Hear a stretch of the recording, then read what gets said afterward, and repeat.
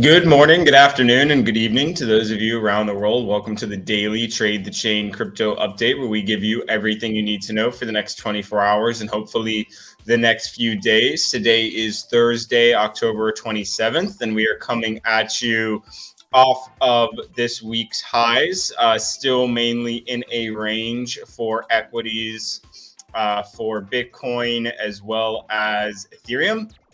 So let's go ahead and dive in and figure out what is going on. So checking out sentiment first, we're seeing most coins are bearish to neutral. We of course always got a few outliers. I'm sorry, bullish to neutral, not bearish to neutral. We've got a few bearish outliers, but many things are hovering either above 50 or slightly below 50, which is pretty much where you would like to see sentiment. But of course, how are things looking for continuation? So Bitcoin daily sentiment, as we explained yesterday, was pushing into bullish territory. It came off of the highs that it experienced around 61 yesterday and is now hovering around 58.60.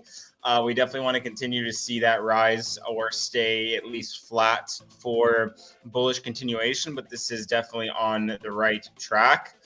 Looking at hourly, we can see things are, not as bullish as we'd like them. We definitely saw a bit of a drop from the highs yesterday, but still pushing into bullish territory. So good signs there.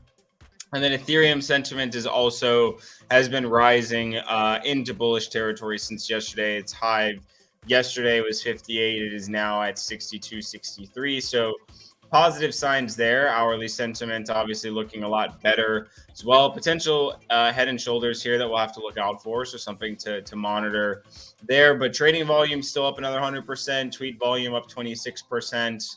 And then for Bitcoin, tweet volume up 4% with trading volume up 70%. We definitely want to see increased tweet and trading volumes, as increased trading volume implies potential bullish continuation for price action, and tweet volume is great for sentiment and obviously general attention on the asset. So moving to equities, just to understand exactly where we're at, we are in a larger range that we began to form on Tuesday.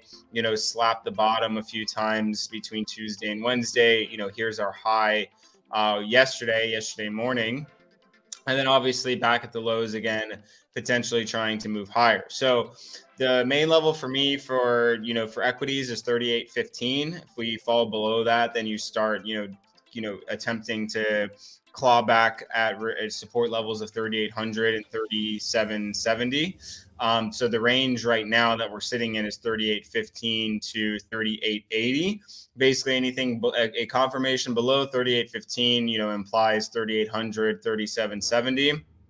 Anything above 38.80 implies, then we're talking that 3,900 level, which we called out, the other week, and which we nearly tagged yesterday. So I wouldn't get extremely overzealous, but we could potentially see anywhere from 39, to 3,900 to 39. I would say between 3,900 and 3,940, with 3,920 being probably the most likely target, just given previous which was the high of that range that we traded in mid-September. So we do have another range that goes all the way up to, let's get a little bit better review here. We do have a potential, for 39.60 to be in place. See that large liquidity level? There's actually a pretty large liquidity gap between 38.80 and 39.20.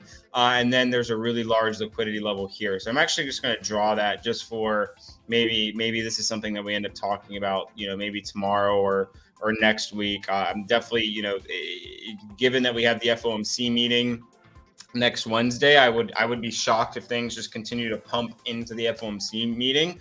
We likely have probably one more boost before we roll over.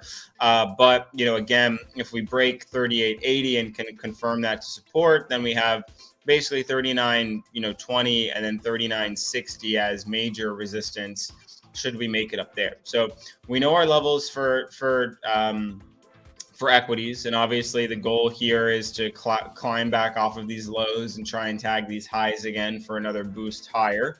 But we do have Amazon and Apple earnings at the close today as well, which, given what Google, what Microsoft, what other companies look like, might not be very positive. But, Apple and Amazon are the stalwarts of the market typically. And although they are off their highs, typically end up performing well and generally meet their goals. So not saying that it will happen. I'm actually very much at odds with my outlook for these earnings, as I expected them to be a little bit more positive coming to where we are now. But considering, you have to consider both the good and the bad options to be able to place your trades. If you think earnings are going to beat expectations this afternoon, then you're long right now. If you think that earnings are going to miss expectations, you're probably short and liking where current price action is. But of course, nothing is for certain. So looking at Bitcoin, I think you're going to see a striking similarity compared to equities. We're very much trading in a very similar range, trading in the same area of the range.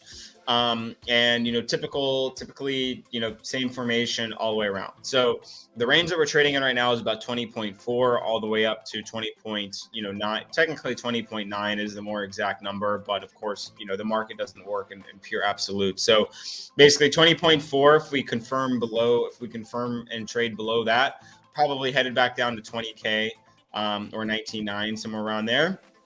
If we can get above 20.9, then you have basically, some pretty large targets. I would say the first being 21.3 to 21.5, and then potentially 22K if we get another kind of parabolic run like we did there. So we're on the 50-day moving average for the 1 hour. RSI is not fully reset, doesn't need to be. Stock RSI is. A bounce from here above the VWAP, which is at 20.6, would be very nice. So potentially we bounce here, we tag 20.6, then we're at 20.8, then you consolidate around here, and then you're up here. All of that, of course, could move a lot quicker if earnings are very positive. So that's definitely something to consider. And then if earnings are negative, we're probably trading back down towards, maybe 20.2 if we're lucky, or 20K. And in probably the worst case scenario for ETH, which of course looks eerily similar to Bitcoin, which looks eerily similar to equities. Our range for ETH is 1530 all the way up to 1590. Of course, break below 1530, then you're probably trading around 1500 or 1480 rather quickly. I would say 1500 would probably be a really good number, but 1480, of course, is that POC in center of the range. And then, then you potentially end up moving back higher. Or, of course, if we break 1590, then you want to confirm that to support and then move up higher, probably to 1640. Or if we're really lucky, all the way up towards 1700. So those high targets are definitely still in play. But again, with earnings coming in about 3 hours from now, 2 hours and 45 minutes, really anything can happen. So if you're a bull, you really want to see some serious bullishness in the next 2-3 hours, else the risk grows, the risk of, a bad trade grows with earnings being right around the corner. So another thing to consider there. And if we look at the short-term time frame, it's been hovering around the VWAP and all these this consolidation of moving averages for quite some time. There's a large amount of liquidity here, so it's definitely going to be a battle if we want to get back above 1570 again. But place your bets. So typically we want a long support, we want a short resistance. If you were long support and you were short resistance this entire range, then you were having a pretty good trading range, and so you stick to your guns until you lose the momentum. So long support, short resistance until we get a confirmed breakout in either direction, and then you either continue to long higher or you short low. So unfortunately, we are in a holding pattern. We got our big boost. We called our big boost. We thought we definitely were honest yesterday that prices could definitely move higher, but we need to break those certain levels. And we're very much in that same scenario today with slightly weaker price action, just looking at equities as well. So if we can get above these VWAPs and potentially flip them into support, then we have a much greater case of reaching the top of the range. And if we reach the top of the range, we have a pretty decent case of potentially breaking out for one last run before we have the big FOMC meeting next week. But of course, like I said, earnings this afternoon will definitely dictate that, as Meta earnings that came out right around, when did Meta earnings come out? Meta earnings came out right around here. And that is when pretty much the party ended up stopping. So we will continue to look for earnings and track the markets. Currently, I think probably a scalp long here wouldn't be the worst idea, but again, play it safe. If you made money through this run, don't just go ahead and give it up. Play it intelligently and make sure that you're preserving your capital with the same vigor that you are trying to create your capital with. So good luck, happy trading. See everybody tomorrow, and watch out for those Amazon and Apple earnings this afternoon, which, of course, beats are good, misses are bad. So talk to everybody tomorrow.